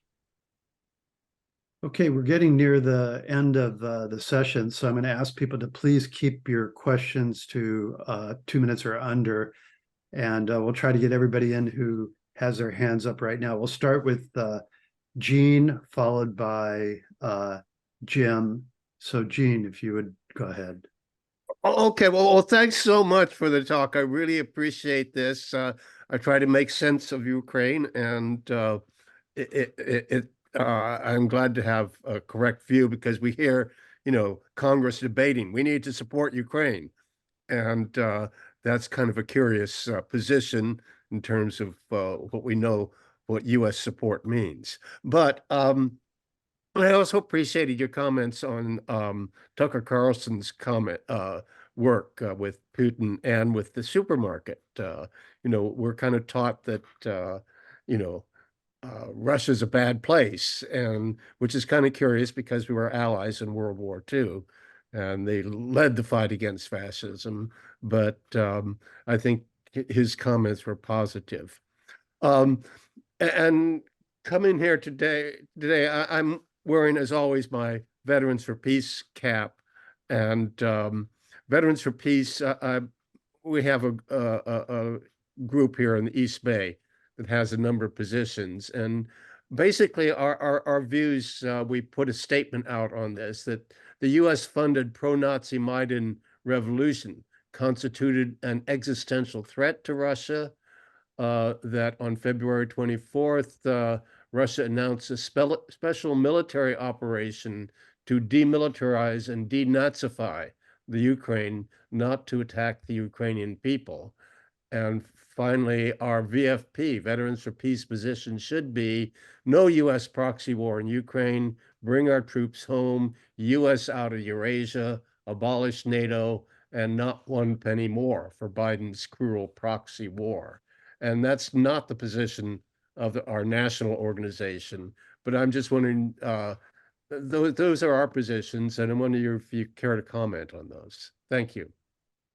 Yeah, I mean, it's a great position to start, I would think, but we should go even further. We should abolish the empire. That's what the position of, I think Marxist-Leninist should be. Well, U.S. out of Eurasia, yeah. Yeah, we should completely get rid of the empire. And there are differences, as far as I know, among Marxists of the world right now, right? So we have some Marxists who say it's the fight between two empires. They're calling Russia an empire, but they are wrong. And there's been many said on why, right? Alex had a great talk about it recently also on his channel. There's a program called Why Russia is Not an Imperialist State. So I disagree with those Marxists, and we should unite in our call for the whole anti-imperialist world to come together. Of course, the multipolar world, they're not all Marxists. They're not even near that, right? There are some socialist states, right, like China, but not all of them. And some people say, oh, that's not the answer. That's not going to bring the empire down. But we have to start somewhere. We can't just, sit on and keep waiting. We have to do something. And, that's why we're supporting the national resistance of Palestinians too. Palestinians are not Marxist. They're not, socialist state, but we support their fight. And yeah. Well, thanks. Okay, So next is Jim, and followed by Yusuf. And we're going to have to cut it off pretty soon. So I think, go ahead, try and keep it short. Jim, go ahead and unmute yourself. Yeah, so very interesting. When the president who was overthrown, there was a tug of war in a way between the EU and trade with Russia. And my understanding is that the EU people were saying like it's all or none, whereas Russia was allowing it to go both ways. In other words, they were more easygoing in terms of what the relations with Ukraine would look like. The second question is, my understanding of the oligarchs, there are no oligarchs in communism, that they developed because of the Chicago boys who destroyed Pinochet, who helped Pinochet destroy Allende. And I'm wondering, and I know that they were highly active in Soviet Union, former Soviet Union, Russia. The standard of living went down so bad, life expectancy was severely distorted at that point. how did the oligarchs arrive in Ukraine? Were the Chicago boys part of that, or do you know anything about their origination? So first about the choice that Yanukovych had to make. You're correct. Yes, it was for, if he would go with EU, it was all or nothing. He couldn't deal with Russia anymore, and Russia was giving them the choice to pursue what they want with EU. So Russia at that point was still very diplomatic and trying to solve things peacefully. As far as the Ukrainian oligarchs, I don't know much about that connection, Chicago connection, but I do know that lots of the oligarchs were the opportunist bureaucrats who had connections towards the end of the Soviet Union. So they were in power to some degree. And those who have connections, like I know towards the end of Soviet Union, connections were valued so much. Like people were saying, yeah, you don't need money, you need connections. So because they knew that something is going to happen, they had the feeling that things are changing, right? And when the Soviet Union did break down, those who had connections were able to take over all of the factories, all of the infrastructure. And at first, they would take control on paper. They would be like comprising the boards, and stuff like that. So they would have on paperwork, they would be in charge, not physically owning anything, because in Soviet Union there was no private; everything belonged to the state. But then, when Ukraine started going through this privatization process, right? Because people had ownership in these enterprises, and the ones who were in charge of the enterprise, they were doing everything they could to bring the enterprises down, basically closing down factories, and so they weren't producing anything. So there was no profits. Therefore, people would sell their stocks, they would sell their part ownership, right? And then and then it would fall in hands of these oligarchs, future to be oligarchs, and then they would privatize the enterprises, and that's how they become owners of all of this, and basically accumulating the wealth of all of this. So I'm sure it had the external help, but this is what I know about the organic, how it was from inside, how it was coming up. Okay, Yusuf, if you would unmute and ask your question. Yusuf? Yeah, you only briefly mentioned Crimea. Could you tell us about Crimea and its joining Russian Federation? Short comment. I don't know Slavic, but I know that linguists classify Serbian as South Slavic, Ukrainian and Belarusian, and Russian as East Slavic. So the words in common may be the same. Mm-hmm. Yeah. So about Crimea should have never been Ukrainian. I mean, it's not Ukrainian. People, there are Tatars living in there, and it wasn't part of Ukraine from the beginning of Soviet Union. It became part of Ukraine in 50s when Khrushchev was trying to please his, I don't know what he was trying to do. He was doing everything he could to be anti-Stalin as much as he could. So he was, Khrushchev has Ukrainian background, so maybe that's why he wanted to please his base or something, and he made it as basically he gave Crimea to Ukraine in 1954, I believe. And as we understand now, it was a mistake because in Crimea they never spoke Ukrainian over there. They spoke, Tatars spoke their language, and the majority was Russian. And when the coup happened, just like I was speaking about Donbass, that they didn't accept the results of the coup, right? They didn't want Yanukovych, the legitimate president, to go away. The same thing was happening in Crimea. They didn't like the outcome of the so-called revolution, and therefore the authorities of Crimea, I'm sure they were in contact with Russian Federation, and there was also Russian military base in Crimea. And so it was very pro-Russian. Crimea was always very pro-Russian. And it's kind of obvious why things developed that way, because people were, they were ready for it. I was not surprised by the results of the referendum that 90+ something% wanted to be part of Russia. It was very, very organic, I think. Okay, next is Norma, followed by Charlie. So Norma. Hi, plaudits to our speaker. Thank you. Because these are all the ideas. So many of them. I go, I've been saying that. Ever since the beginning, when my opposing people came back and said, "Oh, Ukraine, help Ukraine," all that nonsense.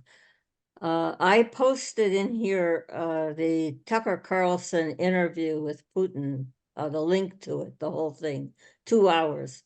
It was really great.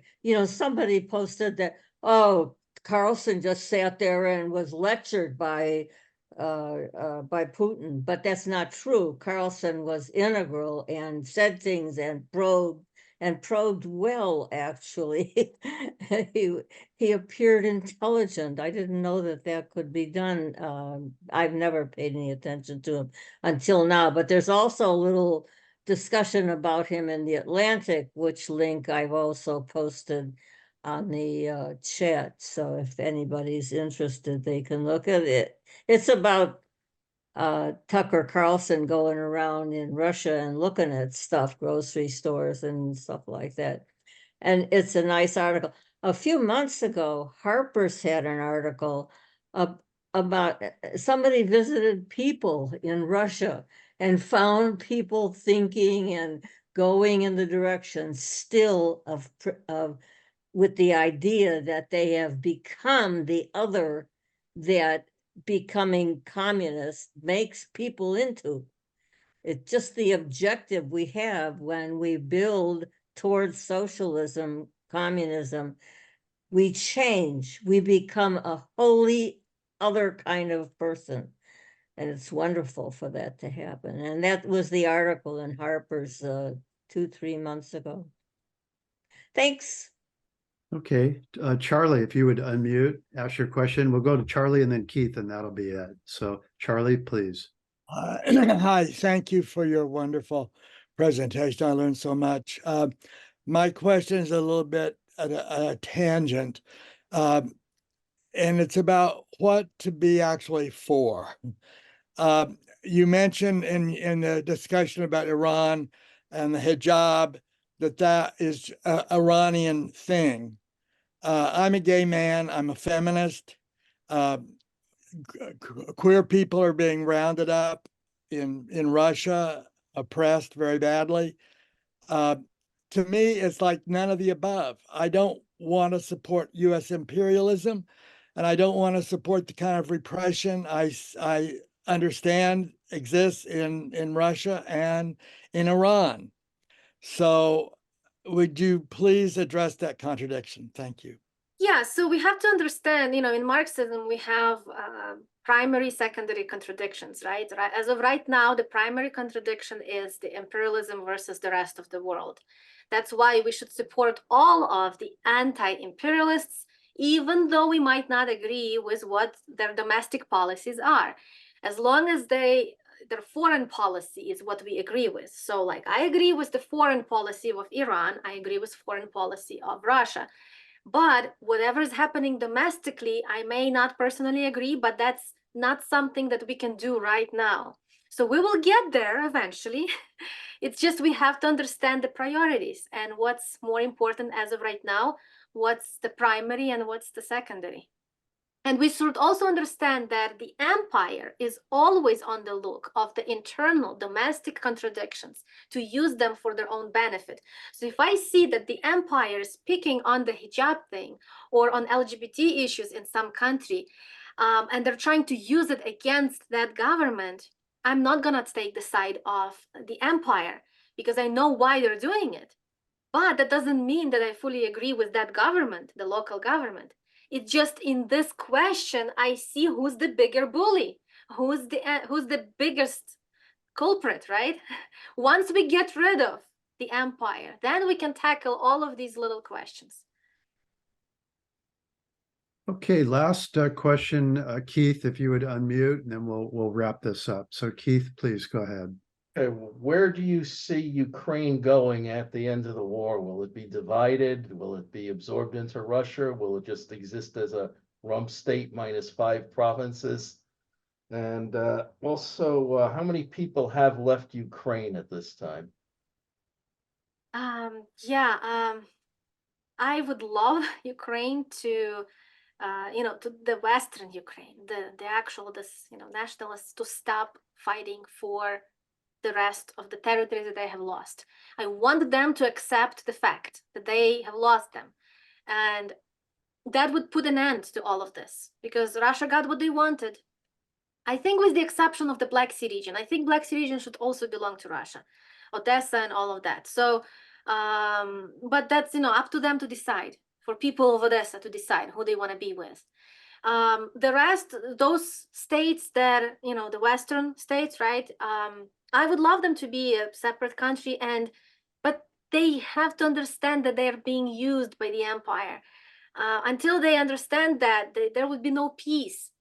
Because even if the war finishes as of right now, there is no guarantee that NATO and United States will not keep using Ukraine further, right? So it has to be, it can't just, the war, I don't think the war will stop as of right now. I think it can become, it can go on a pause, but as long as the empire exists, the conflict will continue. So the only solution is a socialist world, the revolution. That's going to put end not only for the Ukrainian conflict, but for the rest of it. And what was the second part? Just how many? How many left? Ukraine? Millions. And I know Western media is not reporting the people who left towards Russia, but I know over 1 million have left to Russia. So, and I think the last thing was almost 10 million people, but I'm not sure. Maybe it went over already in total, who left to Europe and who left to Russia. Yeah, but I don't know the latest statistics, but lots of people are leaving, and I understand why. And I wish they would bring down that law that the man could leave, because right now men are leaving in an illegal way, right? They're risking their life to leave Ukraine. They're crossing the rivers, they're walking through forests, mountains to cross the border, they're endangering their life, they're faking it, like they're leaving as volunteers and never going back, they're faking the disability to be able to leave. Like, they have to become creative, basically, to leave Ukraine. But I wish that was not the case, because I would love my brother and my dad to come, and unfortunately they can't. Okay, thank you very much, Slava. That was a terrific presentation, great questions and answers from the group, very valuable session. I want to encourage everybody who is interested in Slava's work to check out the Revolution Report, where she works with Don Corder, who has also actually spoken several times here at the library, Sunday mornings at the Marxist Library. That is, they are on Telegram and also on the web, I believe, at, what is it, revolution-report. Go ahead. That's our old website. We have a new one now, which is no hyphens anymore. So it's revolutionreport.org. Okay, and then next week we have Andrew Feinstein, who I think this is going to be a great session. He's going to be talking about comparison of Israeli and South African apartheid and how to fight it, how to fight it, some of the lessons that were learned. And he's really a terrific speaker. It's really a tremendously inspiring and encouraging presentation. So with that, I think we'll stop the recording. And I want to just thank Slava again, everybody, for coming today. And we hope come to our website, ICSSmarx.org, sign up. We had a good turnout today. We had over 50 people. And this will be up on YouTube with the link on our website. So there'll be hundreds more people that will see it. So Slava, thank you so much. We really appreciate it. For the sense, Slava, could you put your email address in the chat? Sure. 1 second. I'll address the chat.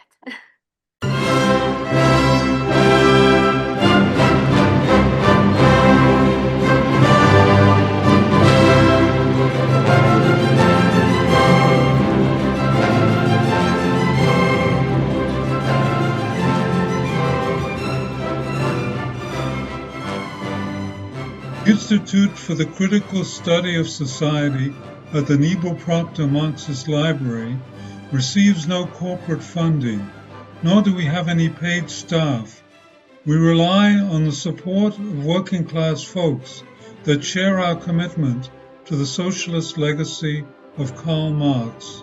We continue to need funds to meet necessary expenses, since we can no longer pass the hat at our in-person forums. Please send contributions to our treasurer, either online via PayPal or by check. The PayPal ID is ICSS Sunday, SUNDAY, @yahoo.com, and the name is Richard Fallenbaum. And checks may be made out to Richard Fallenbaum and sent to him at 1225 Nielsen Street, Berkeley, California, 94706. Fallenbaum is spelled Fallenbaum. To donate directly to the Marxist Library, send a check to the Nebo Proctor Marxist Library at 6501 Telegraph Avenue, Oakland, California, 94609, or directly or donate online at www.paypal.me/npml. For information, write to npml at marxistlibr.org, and the website is marxistlibr.org.